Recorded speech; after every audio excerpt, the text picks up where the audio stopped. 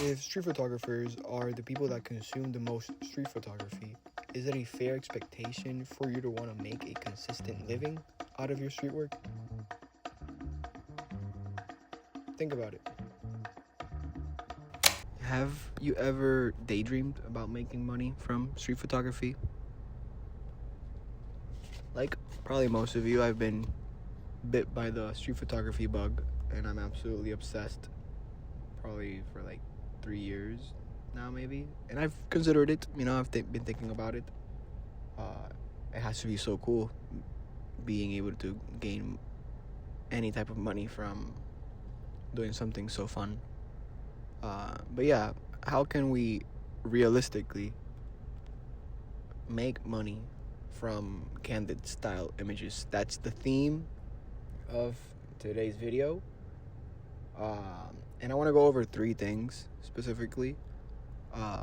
First is that street photography does not equal money.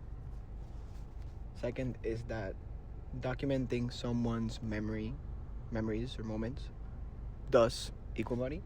And third is that if you want to capture candid moments but make money doing it, then weddings are probably the best angle. I want to talk about how weddings and street photography are so similar. But yeah, first, street photography does not equal money. You probably heard this a lot by now, but yeah, really think about it though. So let's say you are typical street photographer that buys zines, prints, books from your favorite photographers. How much are you really spending on that? Realistically, photo books can be $60-$70 and they can be expensive, but can you really make a living wage from that? The market is so niche. The people who care about street photography are only other street photographers, and it's a hobby in that regard. You really do it for the love of the game. And I am slowly coming to terms with that. I haven't completely, but it's the reality. You can't realistically make a living wage solely from selling books or prints. It just doesn't work. It's not valuable. It's not really valuable if you really think about it, unless to the general population, so that's the first point. Street photography, you can't really make money. You're not spending $4,000 on a photo book, $2,000 on a print. You're just not. And if you are, that's worrisome. But yeah, it's just not realistic in that sense, because to the general population, it's not really providing any value. And that doesn't mean that candid images do not provide value. They can, but when you go out to the street, you're taking pictures for yourself because you saw something that was really cool. You saw a really cool moment or a really cool gesture and you thought it was beautiful. And that's amazing. That's what made me fall in love with street photography in the first place. But that's not really that sellable if you really think about it, because you're not really providing any value to anyone. That's just for yourself. But candid style images can provide value. And that's my second point. Documenting other people's moments does equal money. And again, really think about this. There's some very core moments in people's lives, like graduating or weddings or having your first kid. And people want that documented. And that's valuable to them. And the market for that is so much bigger, and these moments are really unique and people are willing to pay some good money for it, so there's opportunities in that regard, because the general population, some might get married, a lot of people will graduate, other people are gonna have kids, and they want those core memories documented. They really want truthful images that will create memories for them. And it doesn't necessarily mean street photography like images, that's true. But there's an angle or an avenue for those type of images, specifically for some of these moments. Because when you're doing street photography, you're taking pictures basically for yourself. Whereas when you're documenting for other people, again, these are valuable moments for them, which you can,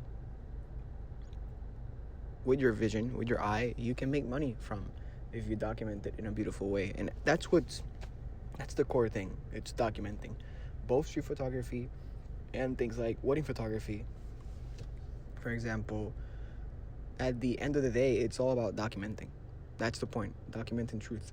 And in particular, so which brings me to my third point, wedding photography, I believe, is what is most similar to street photography, but you can make money.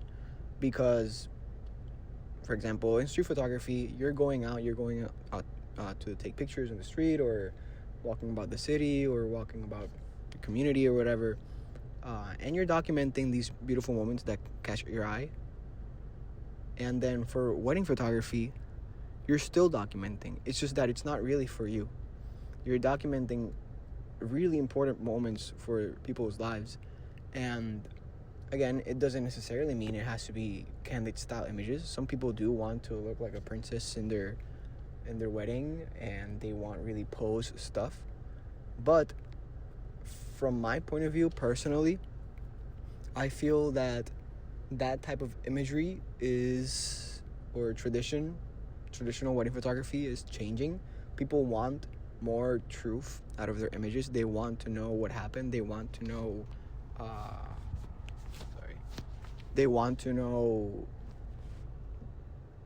what happened. They want memories. They want memories documented. And street photography and wedding photography is so similar. It's actually insane. I think that wedding photography is basically a playground for street photographers, because there's so many emotions, so many people with crazy gestures, so many things happening everywhere. It's insane, and it's beautiful, because you can capture all these emotions. And it's not like when you're out in the street where you're taking pictures and you're essentially stealing other people's moments, for yourself. And someone can say, "Oh, why'd you take my picture?" etc., etc. With wedding photography, you're getting paid to do that. So you have the license to do not whatever you want, but you have the ability to go out, take pictures, and not worry about someone or some crazy encounters, etc., for example. But yeah, wedding photography, again, it's literally a playground. There's so many things going on. It's beautiful, so many moments. No matter where you look, something is happening, and you can document that. And it's incredible, and it's fast-paced, and you're doing something that's so memorable for the people that you're taking pictures of. And it's realistically, if you think about it, how can we realistically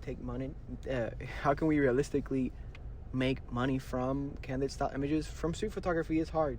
It's not really that realistic. But with wedding photography, it's a lot more manageable, because weddings they're a luxury item. People want it to be documented, and the market is just so much bigger for these kind of things. You can actually make a living wage from it. And I'm not to the point where I can quit my job right now and do that.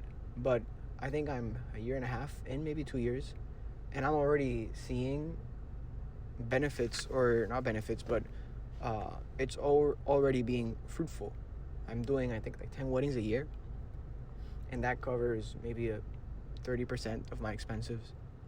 And it's actually realistic. I'm not even doing that many weddings a year, because there's the wedding tax. The weddings are expensive, etc.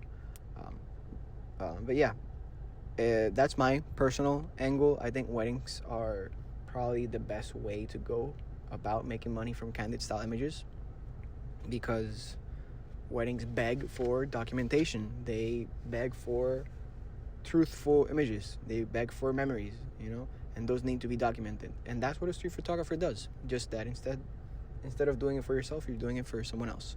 So yeah, think about it. Let me know if you disagree at all. There's always people that disagree. I would love to know what you think. Down in the comments, and let me know if you like this style of video. Please do also let me know, because to be honest, this is the only time I actually get to do videos like this. Because of work. I have my regular job. I'm doing weddings on the weekends, and it's hard to find time for me to actually do this.